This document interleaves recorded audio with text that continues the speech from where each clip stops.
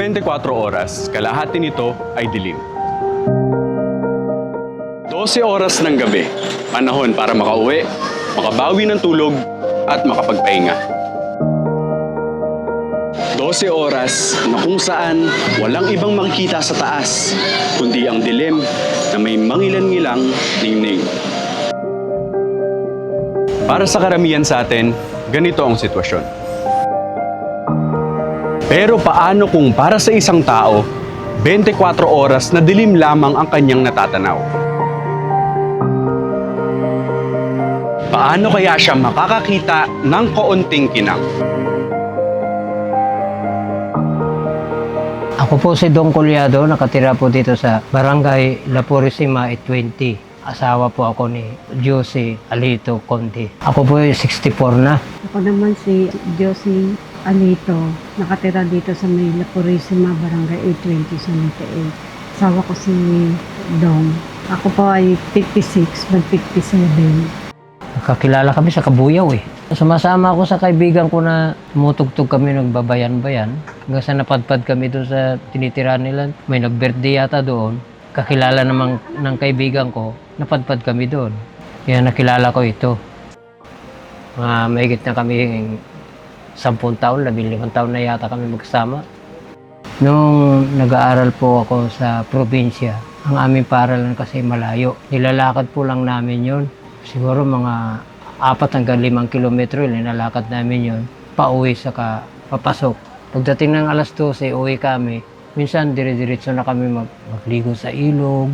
Hindi na kami pumapasok. Yung kainitan ng araw sa mahabang panahon hanggang sa yung mata ko naapektuhan. Ibig sabihin, naging pasma.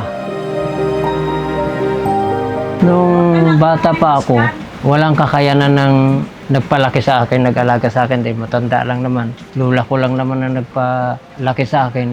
Mahirap lang naman kami sa probinsya.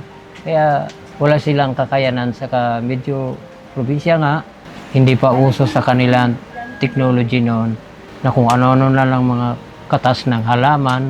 Yun na lang ipinapatak-patak sa mata ko. Wala naman nangyari. Nung lumabo na ang paningin ko, lumabo, hinanap ko na talaga yung paaralan ng mga bulag. Tapos, natagpuan ko, siguro mahigit 20 anyos na ako, magbe-20. Kaya nag-aral ako dyan sa DSWD, dyan sa may Project for Quezon City. Halos wala na akong makita, konti na lang. Ang ginawa ko, pumunta muna ako sa kamag-anak ko dito sa Pampanga. Nag-stay muna siguro ako dyan mga 2 taon. Kasi hindi ko pa kabisado Maynila. Ngayon, nung talagang porsidido na ako na hindi na ako kontento dyan sa Angeles, Pampanga, sinikap po magpunta ng Maynila. Pagdating ko ng Maynila, ang napuntahan ko naman, Pavilla Center. Doon ako linagay. Nagwala doon. Sabi ko, hindi kulungan ang gusto ko, ampunan. Ang gusto ko mag-aral doon sa paaralan ng mga may kapansanan. Ang ginawa ko doon, tumakas po ako. Tapos hanggang sa natuntun ko rin, natagpuan ko yung Project for Quezon City. Nandoon yung Rehabilitation Training Center. Kaya doon po ako nag-aral ng 1 taon, nag-training. Masahista. Hanggang sa natapos ko yun ang kinabubuhay ko nung araw. Nagmamasay, nag-home service, pumapasok sa mga pwedeng pasukan ng mga hotel noon na tumatanggap ng mga blind na masahista. Tapos nung ako'y tumanda, hindi ko na rin kaya siguro pumisil ng tao. Nag-aral-aral na lang gitara. At yun ang kinabubuhay ko hanggang sa ngayon. Mahirap kasi unang-una, hindi mo alam kung paano gamitin yung mga daliri. Hanggang sa nainggit ako sa mga marurunong, sinika po yung sarili ko na matuto rin. Marami kasi mga kagaya ko, mga magagaling. Magagaling sila. Nainggit ako. Hanggang sa sinika po na kinakapakapa ko rin yung gitara, tapos may kukunti ako kanta, sinugma-tugma ko rin hanggang sa unti-unti rin natuto rin kahit papaano. Kung saan yung mga may tao, nadaanan ng tao, doon kami pupwesto para may makuha kami, kung may mag-donate sa amin. Yun ang talaga tinatarget namin. Kung saan yung matao, doon kami pupwesto. Caloocan, Minsan sa may Taguig, Sa Paranaque. Parañaque, yung Libertad. Pag araw ng linggo, Karamihan nun, lakad lang yun. Lakad. lakad-lakad lang yun. Kasi Walang hindi naman- sakay-sakay.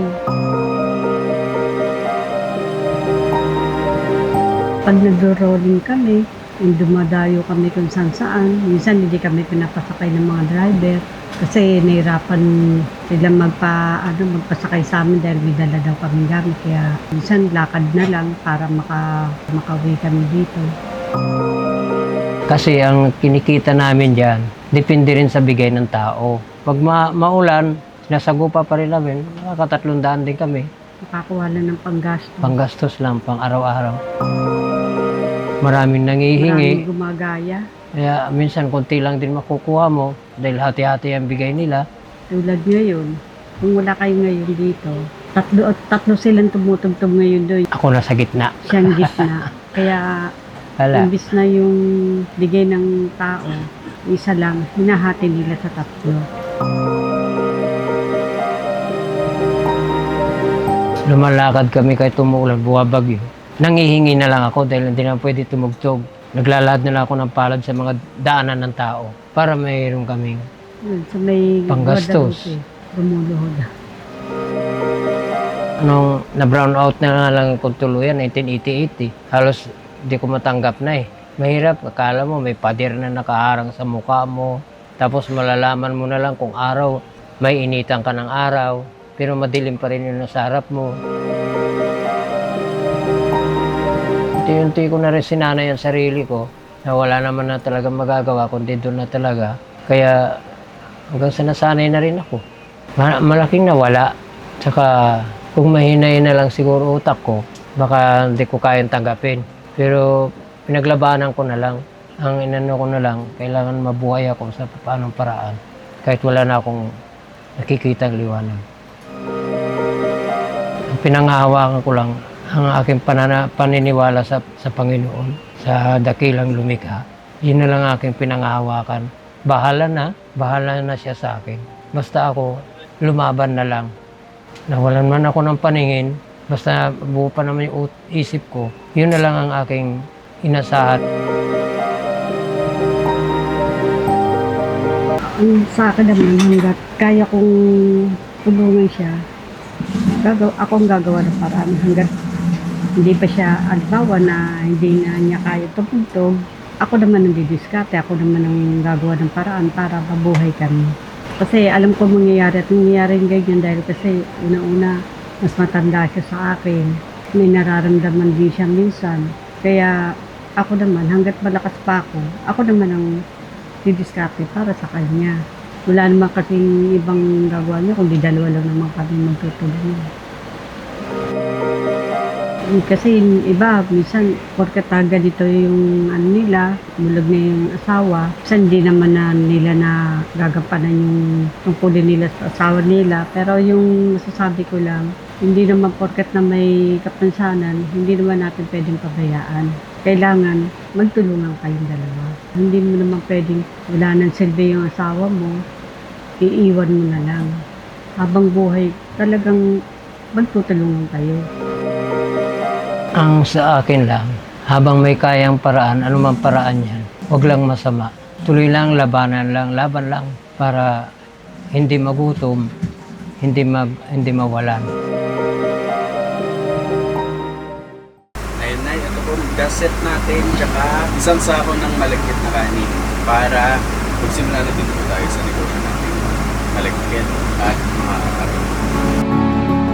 Nay, tay, dahil nauna na yung una naming regalo para sa inyong dalawa, yung pangpuhunan natin pangkakanin. Ito din po, additional lang po na tulong namin mula sa 1365 Cares. Grocery package po natin, tapos mga bigas po natin. Ayan, pang araw-araw po natin. Tapos, additional lang din po, bilao po, para sa negosyo natin, nakakanin. At syempre, hindi mawawala yung care package natin. Ang nasa loob po nito, Nay, tsaka Tay, ay may first aid kit po tayo dito. First aid kit, ito po. Tapos, isa pong hygiene kit.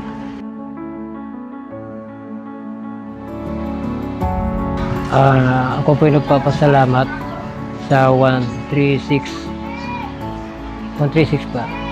At sana tuloy-tuloy pagtulong sa amin, lalo na sa pangkabuhayan ko.